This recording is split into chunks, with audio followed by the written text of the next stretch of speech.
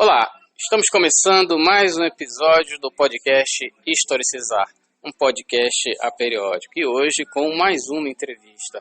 Hoje nós vamos entrevistar o historiador, jornalista e escritor Paulo César Araújo. Dentre tantos livros lançados, a entrevista de hoje será sobre o livro Eu Não Sou Cachorro Não, Música Popular, Cafona e Ditadura Militar, né? Um livro que historiciza músicos como Paulo Sérgio, Odair José, Benito de Paula, Nelson Ned e Agnaldo Timóteo, por exemplo. Primeiramente, quero agradecer ao Paulo César Araújo por ter aceitado o nosso convite aqui no podcast. Oi, Anderson, prazer falar com você, né? Estamos aqui para falar de música, história, enfim, ditadura militar, censura, enfim, temas do Brasil, né?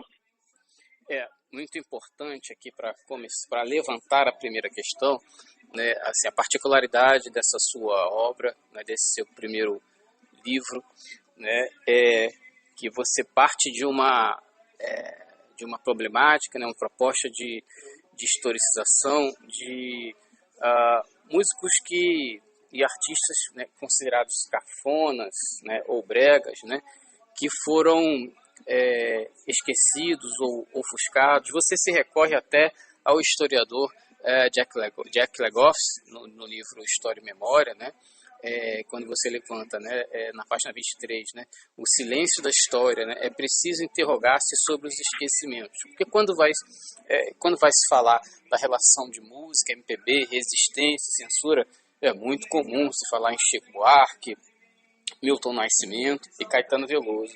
Mas esses artistas, eles frequentemente eles são esquecidos ou subestimados, né, no seu teor político e de transgressão.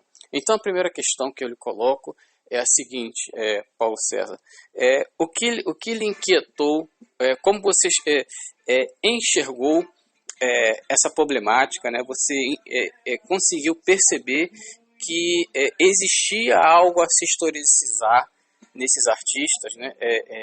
Uma historicização que, além de Chico Buarque, Caetano Veloso, que são artistas importantes, valorizados, por que esses artistas eles não eram até então pesquisados, historicizados? Né? É verdade, Alisson. Bom, eu tive duas principais motivações, né? Eu gosto de enfatizar isso. Tive uma motivação afetiva e outra intelectual. A afetiva porque eu sou do interior da Bahia, Vitória da Conquista, né? Cresci ali ouvindo rádio. Em minha casa não tínhamos televisão nem toca-disco, mas havia o rádio, né? E naquele tempo não era rádio AM, FM, com toda essa segmentação, era rádio AM simplesmente, não tinha rádio FM, né? Então era Rádio Clube de Conquista e uma rádio menor, rádio regional. E nessa rádio eu ouvia de tudo, de Valdir Soriano a João Gilberto, João Jobim, Caetano, Roberto Carlos, enfim, além das músicas internacionais. No mesmo horário você ouvia essa geleia geral, né, da música popular. Então essa minha formação, eu trouxe essa memória, né, de ouvir esses cantores populares, chamados na época cafona. Mais tarde, quando eu me interessei pela história do Brasil, e particularmente pela história da música popular brasileira, aí que eu constatei que parte daqueles artistas, né, uma parte importante de artistas que eu ouvia tanto no rádio, que os meus pais ouviam, meus amigos, familiares, esses artistas não estavam representados nos livros de história, na historiografia da música brasileira, mas mesmo assim nos livros didáticos, eu li de recém-formado professor, comecei a ter contato com todo esse material de livro didático, por exemplo, e não encontrava, sempre quando se referia aos anos 60, 70, era um livro, falava de Chico, Caetano, Gil, Milton, a turma da MPB. E aí eu me inquietava e me perguntava, mas e o Valdir, e o Odair José, e o Nelson Ned, e o Agnaldo Timóteo, aqueles artistas que tocavam tanto, que eu ouvia tanto, por que eles não estão representados nessa historiografia? No próprio debate na universidade, eu lembro que os próprios alunos lá organizavam assim, semana de bossa nova, semana de samba, né? Nenhuma referência aos cantores bregas ou cafonas. Então, daí veio essa inquietação, exatamente, essa pergunta, né? Estimulado por esses autores todos da história, né? Interrogar-se sobre o silêncio, o porquê esse silêncio sobre esses artistas, e afinal de contas, que produção musical foi essa, né? Qual a mensagem desses artistas, quem influenciaram, por quem foram influenciados, enfim, qual a repercussão da música dele. Então, essas questões todas foram aparecendo. Eu fui colocando as questões e procurei respondê-las aí ao longo da pesquisa, né? Da minha tese de mestrado em Memória Social. Já nos trabalhos de final de curso em História já foi também sobre esse tema, né? Música brasileira, Roberto Carlos, os cantores bregas, enfim, eu identifiquei essa lacuna, né? O que me chamava a atenção é exatamente os artistas que estavam silenciados na historiografia. Daí essa inquietação e essa pesquisa resultou nesse meu primeiro livro, que foi publicado em 2002, Eu Não Sou Cachorro Não, Música Popular Cafona, Ditadura Militar. Sim, e aí percebe-se aqui na introdução, né, os autores do campo da história, em que você dá a sustentação teórica de seu objeto e sua problemática, né? Edward Thompson, Michel Perrault, né, eu já tinha mencionado aqui o Jacques Legoff, e Maurice Halbach, em Memória Coletiva. Memória Coletiva. Na página 23 você coloca: em contraponto a uma longa tradição do estudo da história, cujo enfoque incidia fundamentalmente na valorização dos fatos relativos às classes dominantes, tem-se acentuado nos últimos anos uma tendência em dar lugar às manifestações das pessoas comuns, o que representa uma democratização do objeto histórico. Esse trabalho se alinha nessa perspectiva, já que ao pesquisar a obra de uma geração de cantores e compositores considerados cafonas, visa recuperar a memória de uma facção da cultura popular deixada ao largo da historiografia, trazendo à tona sua luta, seus embates, suas formas de expressão e resistência. Bom, a repercussão, já que foi 2002, né? Isso. Eu lembro que eu li bastante sobre a repercussão da sua obra entre os próprios sujeitos historicizados, como Agnaldo Timóteo, Odair José, os comentários que eles fizeram, porque até então eles não tinham sido historicizados, não tinham sido pesquisados da maneira como você pesquisou. Então, eu destaco bastante assim, a parte gráfica, né? No meio do livro você traz as capas, né? E o contexto das principais obras, como, por exemplo, Agnaldo Timóteo, você traz ali uma trilogia interessante, né? Galeria do Amor, que faz uma referência direta à Galeria Elástica, em Copacabana, né? Famosa Galeria Elástica, que lá que foi gestado o grupo Dizzy Croquettes, né? Certo. O disco Perdidos na Noite e Eu Pecador, né? Em nenhum momento foi trazido à tona essa questão desses discos de Agnaldo Timóteo ou do Odair José. Odair José é um sujeito que foi muitíssimo censurado, mas mas essas censuras que ele sofreu nunca tinha vindo à tona, assim, numa historicização que você conseguiu fazer. Então, eu lhe pergunto, né, a segunda questão: por que você acha que esses cantores acabaram entrando no esquecimento? Você constatou aí, né, que toda essa questão, eu confesso a você que eu próprio fui me surpreendendo na pesquisa, viu, Anderson? Eu quando eu comecei a pesquisar, eu não tinha ideia da interferência da censura na obra desses artistas. Eu confesso a você que eu fui me surpreendendo exatamente por isso, que não se falava disso, isso não estava na memória construída sobre o período, porque sempre se referiu à censura a Chico, a Caetano, a Gil. E aí aquilo que o Maurício Halbach fala, a memória é social. Lembramos daquilo que nos é lembrado, né? Ninguém lembrava disso e os próprios artistas foram esquecendo. Você observou aí a repercussão entre eles, porque o próprio Odair José, eu me lembro quando eu fui entrevistá-lo, eu tinha tido acesso ao acervo da censura ali no Arquivo Nacional, era um acervo que tinha sido liberado há pouco tempo para pesquisa, né? Então eu chegava com a letra, por exemplo, da música em qualquer lugar, e eu sentado com o Odair José, numa entrevista que eu fiz com ele, eu já ali com o documento da censura ali e tal, e eu falava, você lembra dessa música, Odair José? Ele vagamente lembrava de em qualquer lugar. Aí eu perguntava, por que você não gravou essa música? Você lembra? Paulo, isso aí é comum, porque a gente grava 15, 16 músicas com disco de 12 e sempre ficam 3 ou 4 músicas de fora. Então, provavelmente foi isso que aconteceu. Eu falei, não, essa música não foi gravada por você, quer dizer, não entrou no seu disco, porque ela foi vetada pela censura. Então, ele próprio se surpreendia com isso. Aí aquela coisa da memória social, ninguém lembrava o Odair José da censura que ele sofreu. Ele próprio foi se esquecendo. Então, a repercussão, eles mesmos falaram isso, quer dizer, o próprio Odair vai dizer isso, né? Esse livro, Eu Não Sou Cachordão, me ajudou a valorizar minha própria obra, né? Quer dizer, o próprio artista começou a olhar a sua obra de outro jeito, a partir da repercussão do livro, e Agnaldo Timóteo falando coisas assim também semelhantes, né? Então, que é essa coisa da memória. Então, o livro traz isso e eu procurei, diante dos documentos, você sabe que o historiador, ele é o escravo das fontes, né? Não podemos inventar. Então, as fontes iam me mostrando isso, né? A censura, essas músicas aí que você citou do Agnaldo Timóteo, né? Eles tocaram em temas muito delicados, temas que eram tabus, temas que a MPB clássica ainda não podia abordar com toda a ênfase. E esses artistas estavam ali falando de homossexualidade, narrando em primeira pessoa, cantando em primeira pessoa isso. Cantoras como, por exemplo, Cláudia Barroso, é uma cantora de grande sucesso nos anos 70, ela foi uma voz progressista e de vanguarda naquele contexto dos anos 70, porque ela narrava em primeira pessoa o empoderamento da mulher. Eu posso dizer a você que mais de 50 anos antes da Marília, a Cláudia Barroso já estava lá cantando, esse homem não presta, eu não vou ficar com ele, eu vou cuidar da minha vida. Enfim, ela estava enfatizando isso nas músicas dela, né? Músicas como Se Eu Fosse Você e outras, né?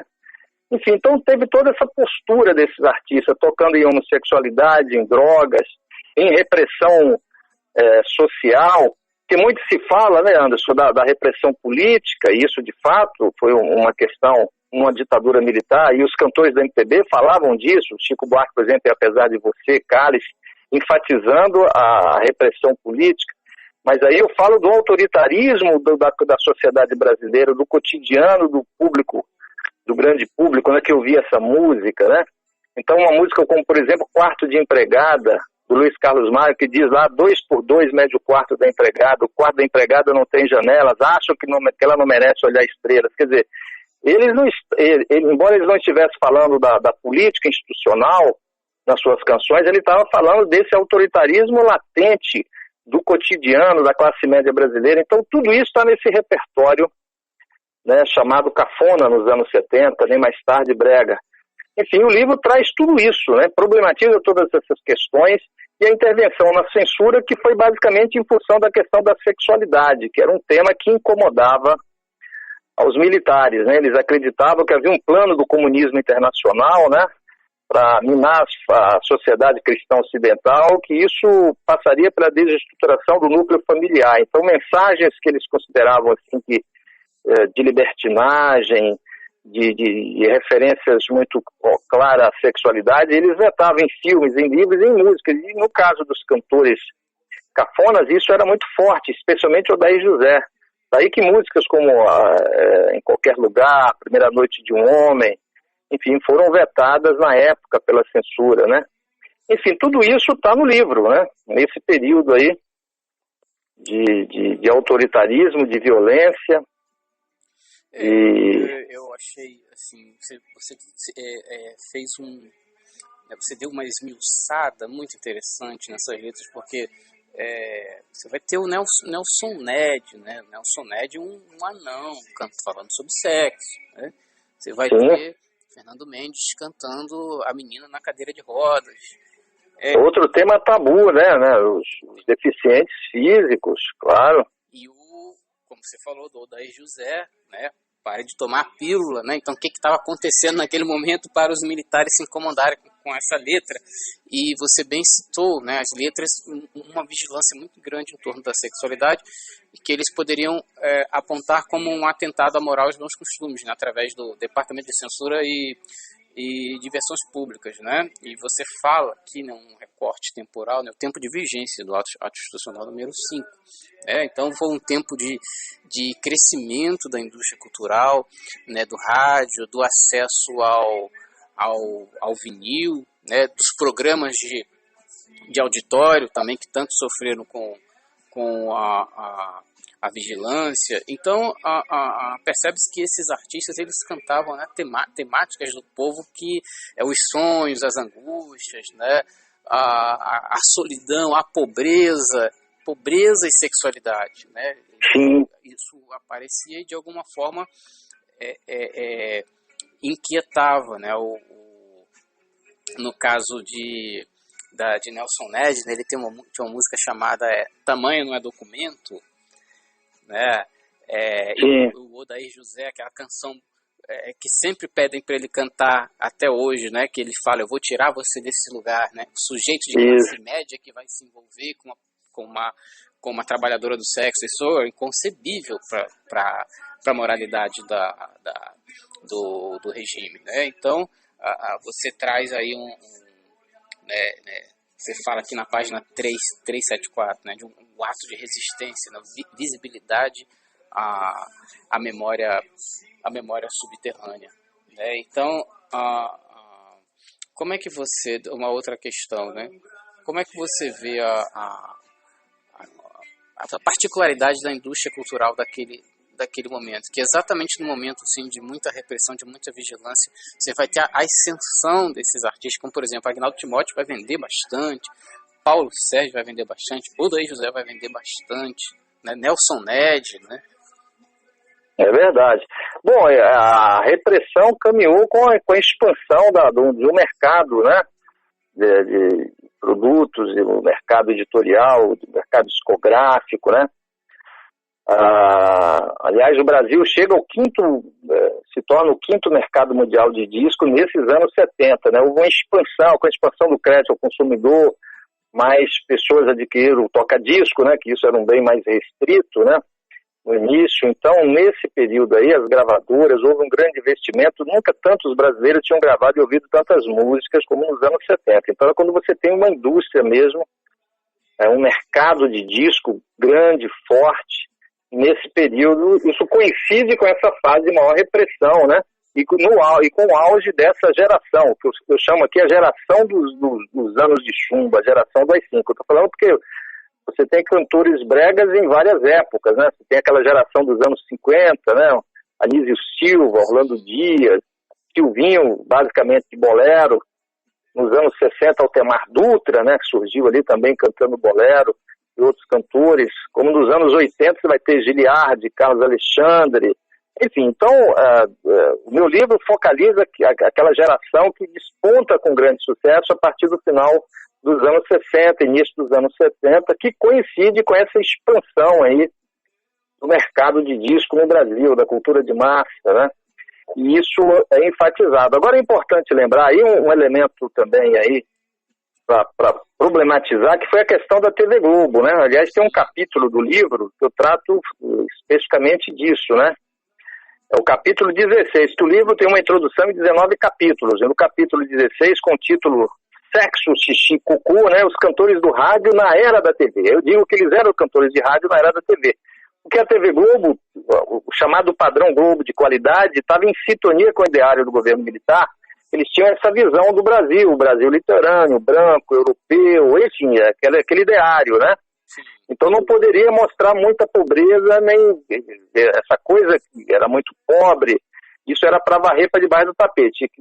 Podia mostrar o pobre mais limpinho, todo ali, né, engomadinho e tal. Então, esse repertório cafona, eu destaco nesse capítulo, né, não estava nas novelas da Globo. Isso é importante. As novelas da Globo e a trilha de novela da Globo, que surge assim para valer a partir de 69, com a trilha de Véu de Noiva, e vai ao longo dos anos 70 sendo um dos discos mais vendidos, essa trilha foi majoritariamente, quer dizer, maioria absoluta das faixas de cantores da MPB.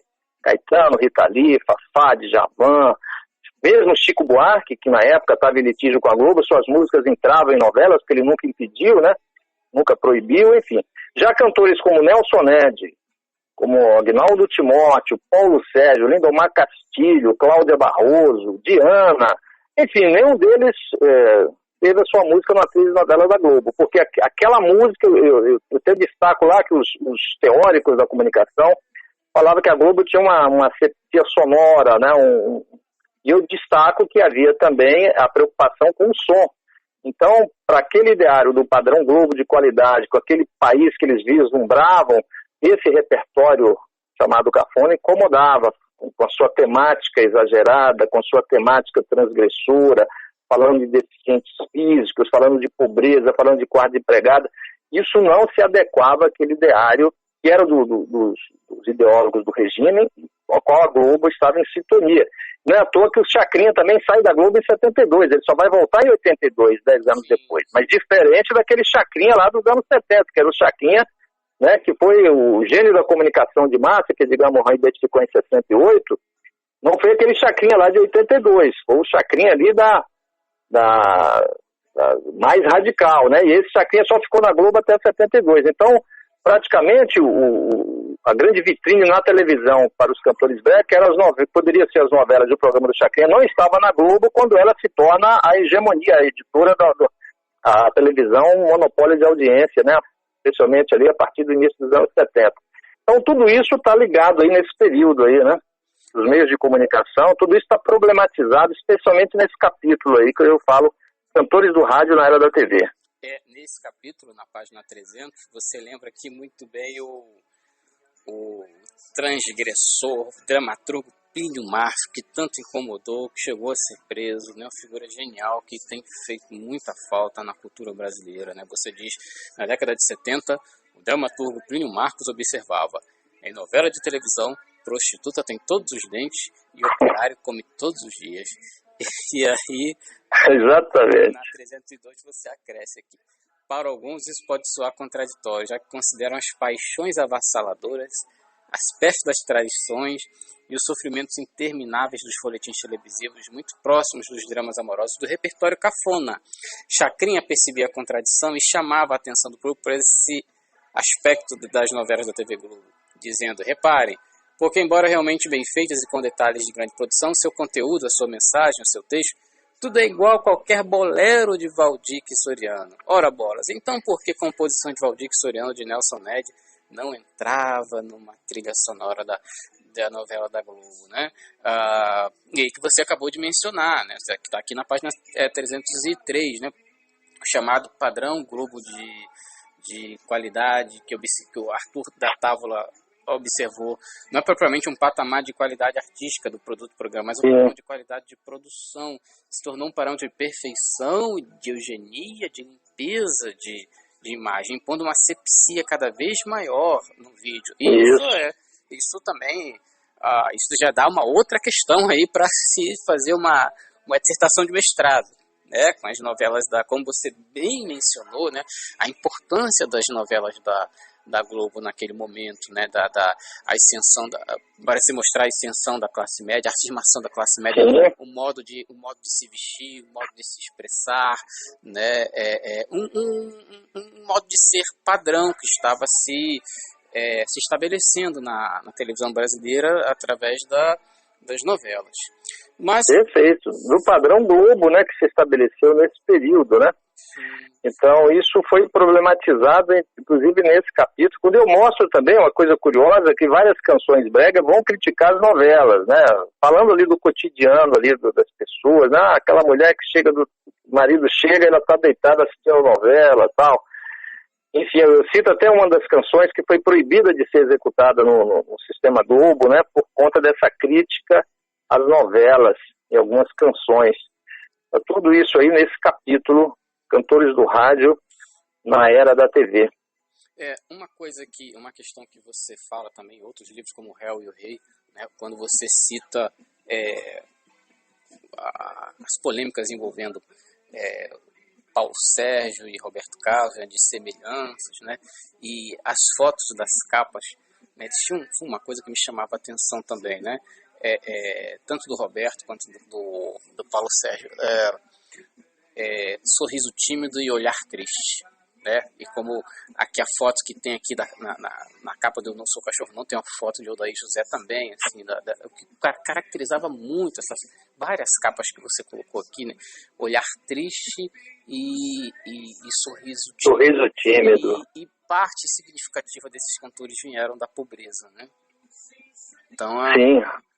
Há de uma outra questão. E falando em Paulo Sérgio, né, um cantor que você não conseguiu entrevistar, né, que ele faleceu, não sei se foi em 79 ou 80, né, mas que você conseguiu entrevistar muita gente, o Vando, o Odair José, para outra pesquisa, o Wilson Simonal, não me recordo se você conseguiu entrevistar o Nelson Ned, né? Entrevistei também. Aliás, o Nelson Ned, eu quero dizer isso, que eu já falei em outra entrevista, né? Eu gosto de enfatizar.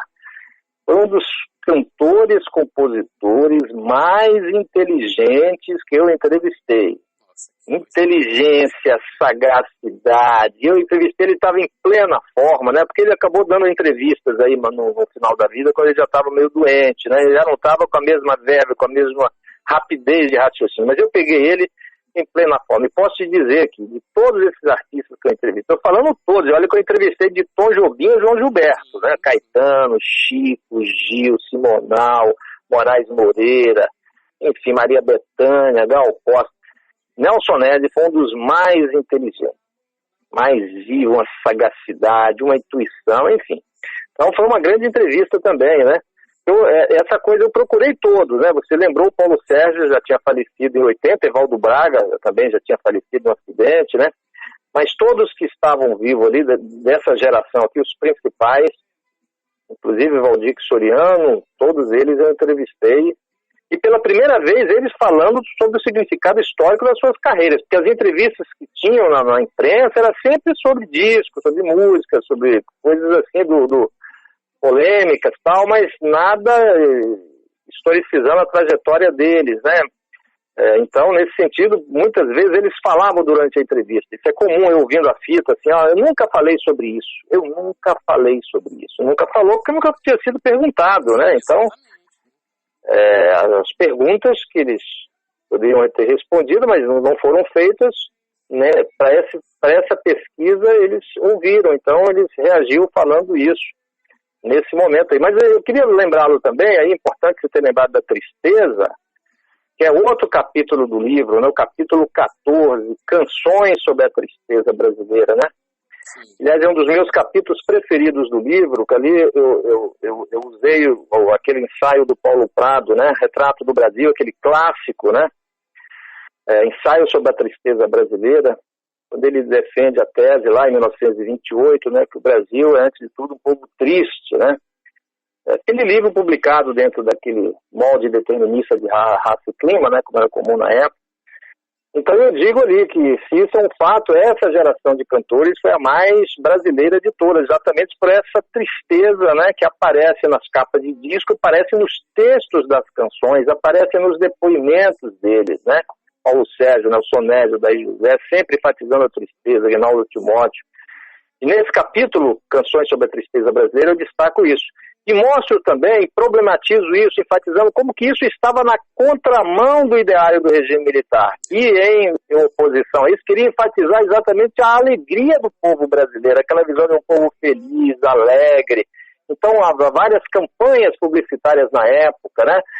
Mensagens oficiais do próprio governo, sorria, né, brasileiro, você é alegre, enfim, é preciso acreditar o otimismo com o país, eles queriam propagar isso, e essa geração de artistas enfatizava exatamente o oposto, eu estou triste, eu não quero viver, eu estou mal, enfim, tinha uma campanha do governo assim, você precisa acreditar, quer dizer, por coincidência o Paulo Sérgio tinha feito a música, não creio em mais nada, quer dizer, é o oposto do que pretendia o governo, com as suas campanhas oficiais, eu estou dizendo, havia campanhas publicitárias, né? Algo que, inclusive, foi muito bem estudado pelo historiador Carlos Fico, né? Sobre a propaganda do regime militar. Ele tem um livro sobre isso, sobre as mensagens oficiais, né? do regime. Enfim, então isso mostrou também, né, como que esses artistas estavam na contramão desse discurso. De certa forma, foram também canções de protesto, né, não aquele protesto evidente de denúncia do autoritarismo, mais uma vez, do regime militar. Mas como ao expressar esse sentimento, né, essa insatisfação, esse estado de espírito, naquele contexto, especificamente naquele contexto, aquilo incomodava. Não servia, né, Sim. para os donos do poder naquela época. Então eles estavam também, por outra razão, na contramão do discurso oficial. Não apenas os artistas da MPB. Que eles vão enfatizar a tristeza também. Você vê que o Chico Buarque na música, apesar de você, ele fala, né, minha gente hoje anda, né, de cabeça, olhando para o chão, triste, né, o André fala assim da tristeza, quer dizer, eles identificavam um tempo de tristeza, eu queria enfatizar isso. Mas esses cantores bregas, eles diziam isso explicitamente, na maioria das canções, nas capas de disco, nas letras das músicas, nas entrevistas, né? Então foi mais um aspecto que o livro destacou, né? Sim, correto. E aí é o seguinte, você citou muito bem o historiador Carlos Fico, né, importante pesquisador sobre esse período. E assim, para essa entrevista, né, enfatizando esse seu livro, fiz questão de colocar ao fundo o disco do Paulo Sérgio, volume 9 de 75, né, da gravadora Copacabana, né, que ele abre o disco com Noite Cheia de Estrelas, né, de Cândido das Neves, né, um disco muito bacana de Paulo Sérgio, né, e muito bacana a historicização que você faz de Paulo Sérgio, o surgimento dele, né, que chegou a preocupar um pouco o Roberto Carlos, né, chegou a se levantar essa polêmica, olha, o rei tem que ter cuidado, será que está surgindo um novo rei, coisas desse tipo foi levantadas na época, né, assim, a carreira de Paulo Sérgio tem, assim, importantes particularidades a serem trazidas à tona, né? Então agora eu queria trazer à tona, né, como uma questão central, a lei das biografias, já que houve uma grande polêmica suscitada a partir do lançamento da biografia não autorizada em detalhes, né, em 2006, não é isso? Em detalhes? Isso, 2006. 2006, né, todo um embrólio, um desgaste muito grande, uma repercussão muito grande de uma coisa assim muito difícil de entender, o gesto do Roberto Carlos de dizer que estava incomodado com o livro, mas ele não tinha lido o livro e não apontava claramente o que incomodou, o que era invasão de privacidade, o que era calúnia, o que era difamação, e mesmo assim, né, conseguiu com que o livro não circulasse naquele momento.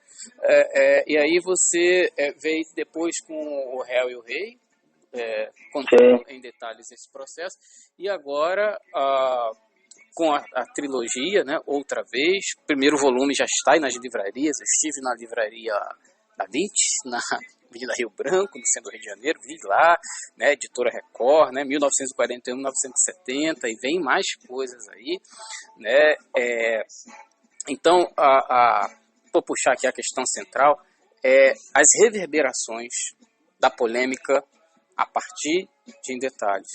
O que você tem a dizer hoje sobre a lei das biografias hoje, né, como consequência, né, dos embates daquele período difícil? Você fez aí um breve resumo importante, né? Quer dizer, o livro foi lançado em 2006, Roberto Carlos em Detalhes. Roberto Carlos entrou na justiça logo no início do ano seguinte, em janeiro de 2007, né? Com uma ação na área civil e outra na criminal. É importante lembrar, pedindo não só a proibição do livro, mas 500 mil por dia, a minha prisão por um tempo superior a 2 anos. Enfim, esse debate tomou aí uma amplitude, foi no crescendo, né? Em 2003, não podemos nos esquecer também, Anderson, que Roberto Carlos não ficou sozinho nessa defesa da censura de biografias, ele querendo a biografia apenas autorizada, não admitindo uma biografia independente, uma biografia, né, com plena liberdade de criação para o autor. Ele teve, então, apoio daquele chamado Grupo Procure Saber, do qual faziam parte Caetano Veloso, Gilberto Gil, Chico Buarque, Marisa Monte, Maria Bethânia, Djavan, enfim, aquela nata, o núcleo duro da MPB, liderado, quer dizer, o porta-voz do grupo era a Paula Lavigne, né? Enfim, então ali o Roberto ganha o apoio desse grupo na defesa dessa causa. É importante lembrar isso, né? O Roberto Carlos foi o líder em conteste, ele que lançou essa tese, quer dizer, ele defendeu publicamente essa ideia. A frase é dele: a minha história é um patrimônio meu. Quem escreveu esse livro se apropriou do meu patrimônio e usou em seu próprio benefício.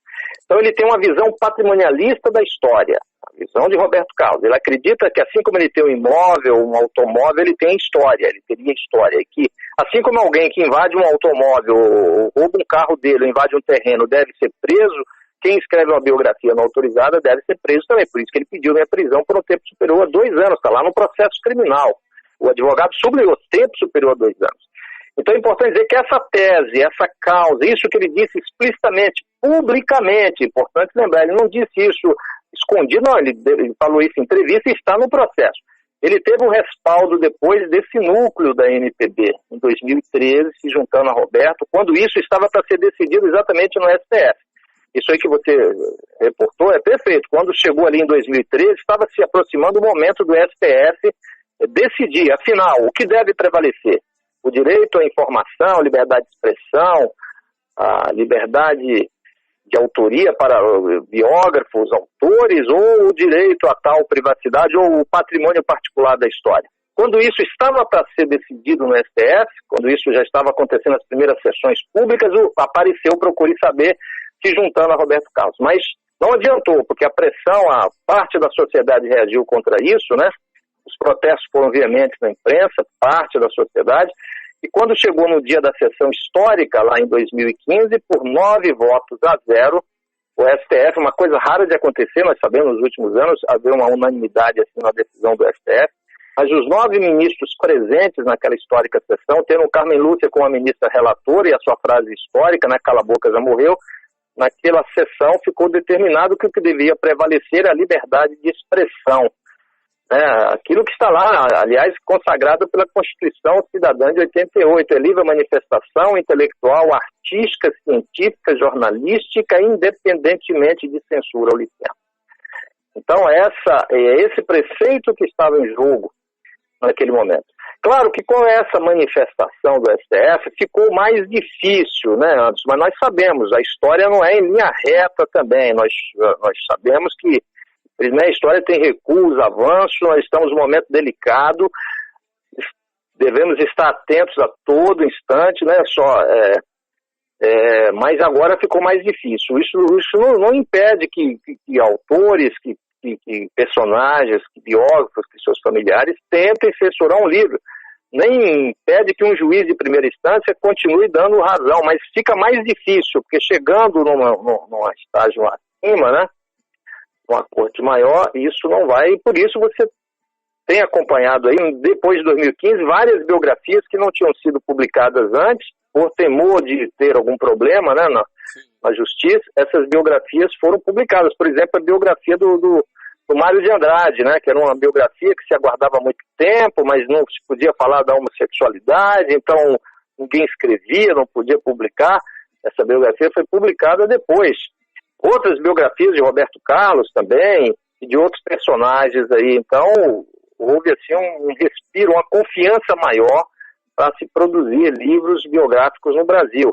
E é importante lembrar, Anderson, a decisão do STF não é só para livros, biografias, é também para filmes. Eu estava lá na histórica sessão, lá em Brasília, no dia que foi decidido, e eu lembro dos ministros darem exemplos. Filmes, peças de teatro, você não precisa pedir autorização de personagens da história, figuras públicas, nem para você escrever, nem para você tematizar numa peça de teatro, nem para fazer um filme. Claro, se você for usar a música de um cantor, você tem que pedir autorização para usar a música, porque aí é direito autoral, aí é propriedade dele, sim. Mas a imagem, contar a história dele numa peça, num filme ou num livro, isso não cabe mais a interpretação do juiz da Suprema Corte depois daquela manifestação lá em 2015, né?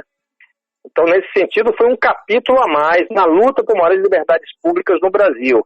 E esse capítulo, nós que defendemos essa maior liberdade, né, em sintonia com a Constituição de 88, nesse aspecto, nós saímos vitoriosos ali. E o Roberto Carlos, tanto é que depois disso o Roberto Carlos não falou mais nada. Lembremos que eu lancei o livro Réu ou Rei em 2014, né? Ali na véspera da votação ainda. Ali ele já percebeu que o clima não estava mais favorável, né? Outros livros foram publicados sobre ele e ele também não se manifestou mais.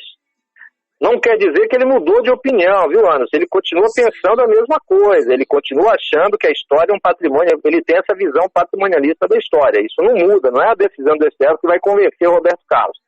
Mas eu acredito que ele deva ter entendido que não cabe mais aquele tipo de ação, com aquela violência, principalmente, que ele fez lá em 2007. Aquilo não tem... eu acho que isso ficou claro para ele, né? Enfim, então o resultado foi isso. Nesse sentido, foi positivo, né?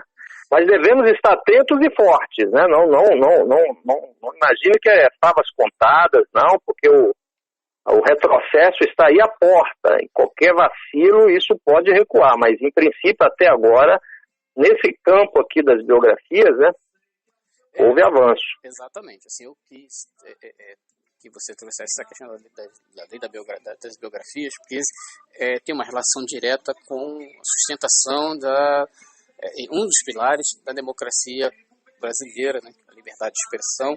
Tanto que eu trago aqui do seu livro Réu e Rei, da página 384, né, você traz aqui a sentença da juíza Maria Cristina, né, que ela traz aspectos históricos assim, que resume bem o que você falou. Ela diz assim: a consagração da liberdade de expressão como direito inalienável do homem se dá quando a concepção de mundo na qual se apoia a sociedade medieval, fundada na existência de dogmas, verdades reveladas, não passíveis de contestação, é substituída pelo paradigma iluminista, calcado na capacidade racional e moral dos indivíduos, pilar de sustentação do Estado moderno.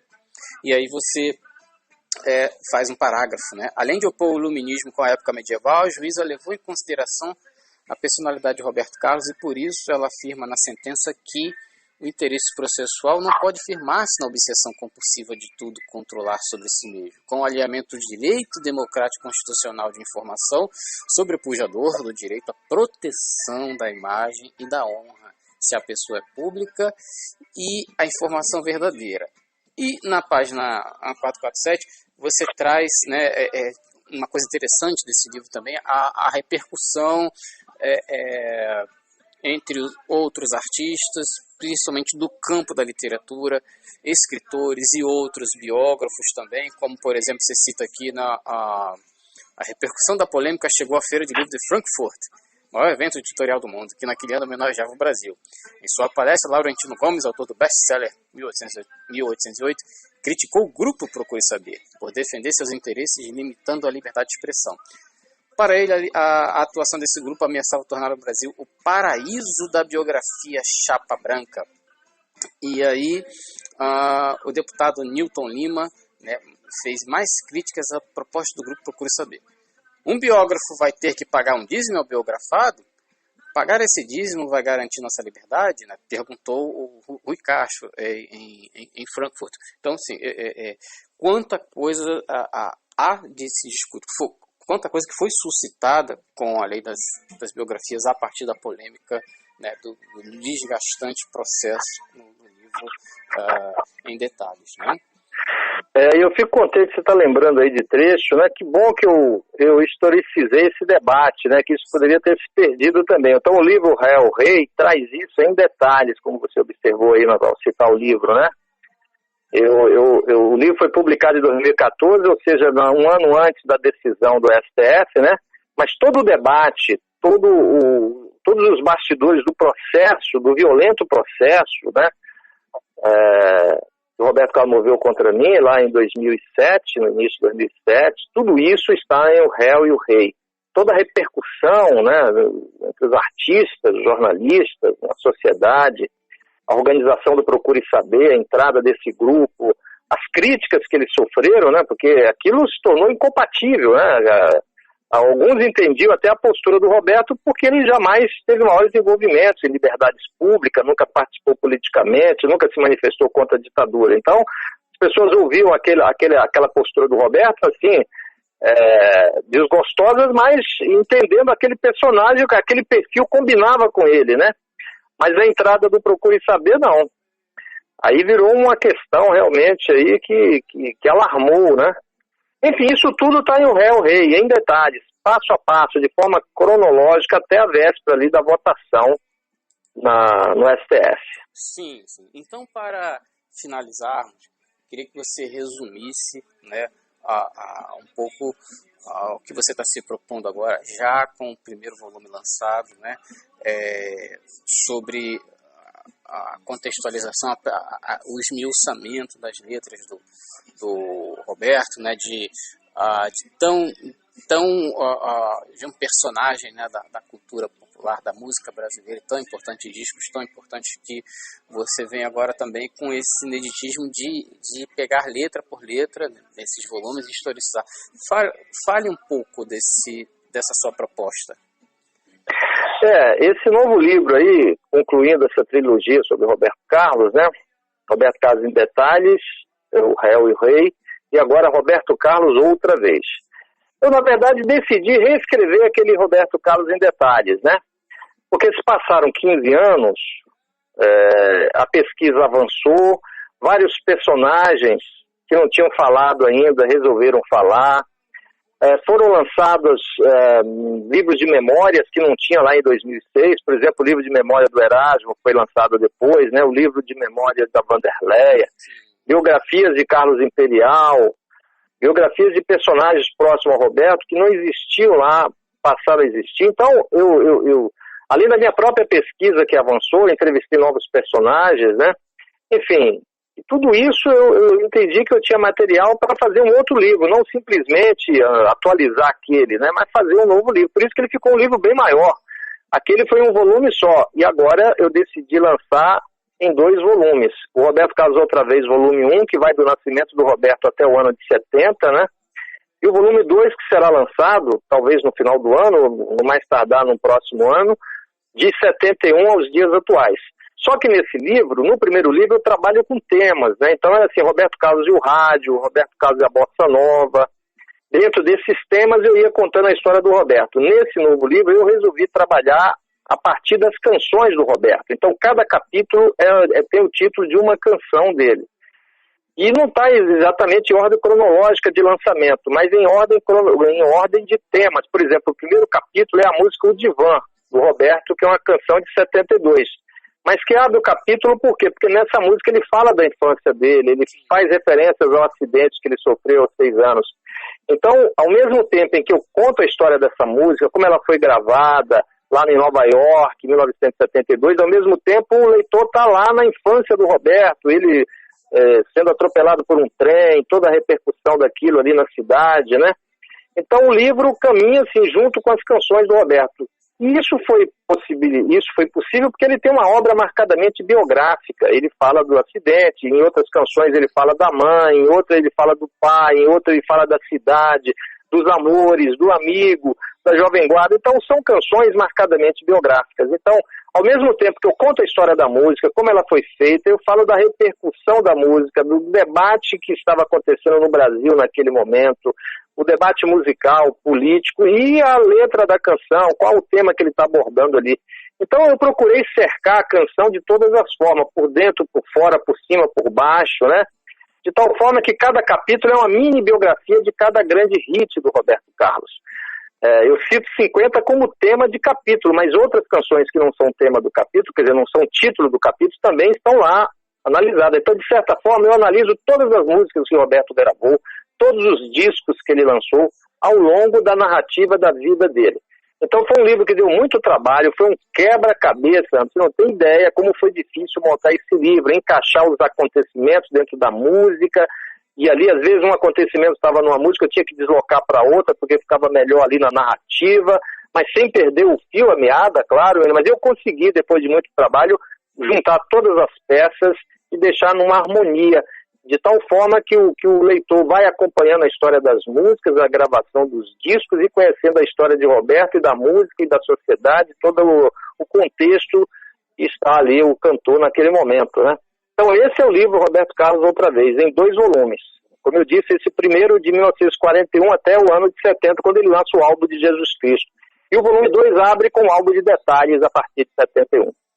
Bom, é muito importante tudo que você falou aqui sobre a lei das biografias e a importante historicização que você faz em Eu Não Sou Cachorro Não, né? Você enriqueceu aqui o repertório de entrevistas do nosso podcast que tem o nome inclusive de Historicizar, para deixar explícito qual é o objetivo.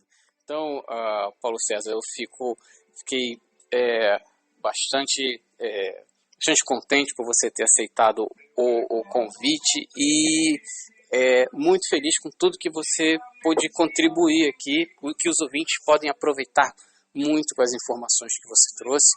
Então, só quero te agradecer e que, se você quiser, fique à vontade para deixar uma mensagem para os nossos ouvintes. Sandro, eu que agradeço aí pela oportunidade de poder falar assim calmamente, falarmos aí uma pauta excelente, né? Desses livros, dessa temática do Brasil, da música popular, enfim, então é sempre uma alegria aqui, uma outra oportunidade aí, se você quiser, a gente pode voltar a falar também, enfim, eu acho que eu dar um abraço aí para os ouvintes, né, e parabéns aí pelo podcast, parabéns pelo tema. Eu acho que nesse momento da nossa história, da nossa sociedade, mais do que nunca é necessário um espaço como esse que você está produzindo aí. Então, eu agradeço a oportunidade de poder participar. Bom, e ao fundo dessa entrevista, como eu já havia mencionado, né, um disco de 75 de Paulo Sérgio, e a escolha do Paulo Sérgio foi aleatória, né, um dos artistas que foi historicizado no livro do Paulo Sérgio. Então, aqueles que nos ouvem, né, obrigado pela audiência, um abraço a todos, até o próximo episódio.